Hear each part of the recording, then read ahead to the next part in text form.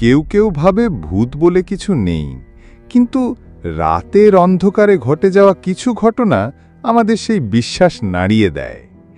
আজ আমি আপনাদের শোনাব দীঘার এক হোটেলের এক অদ্ভুত অভিজ্ঞতার সত্যি ঘটনা।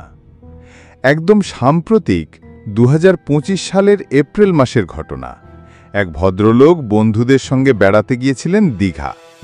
সস্তায় একটা হোটেল বুক করলেন। দেখতে সাধারণ হলেও বেশ আরামদায়ক।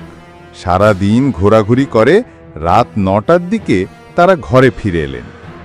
সব ঠিকঠাকই চলছিল, কিন্তু রাত গভীর হতে না হতেই অদ্ভুত সব ঘটনা ঘটতে শুরু করল।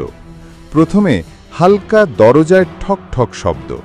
ভদ্রলোক ভেবেছিলেন হয়তো পাশের ঘর থেকে আসছে, কিন্তু আশ্চর্যের ব্যাপার হলো পাশের সব ঘর খালি। কিছুক্ষণ পর বাতাস ছাড়াই জানালার কাঁচ ঠক ঠক করে কাঁপতে লাগল। মনে হচ্ছিল যেন কেউ বাইরে থেকে ধাক্কা মারছে। ভদ্রলোক সাহস করে জানালা খুলে দেখলেন, কিন্তু বাইরে তখন একেবারে ফাঁকা রাস্তায় অন্ধকার ছাড়া কিছু নেই। ঠিক তখনই হঠাৎ করে ঘরের লাইট কয়েকবার জ্বলে নিভে গেল, আর ঘরের ভেতর যেন কারো ছায়া নড়ে উঠল। এসব দেখে বন্ধুদের এইদিকে ভয়ে চুপসে যাবার অবস্থা।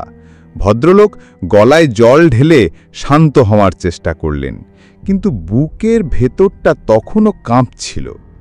রাতটা কোনো রকমে কাটিয়ে ভোর হতেই তারা চেক আউট করে চলে যান।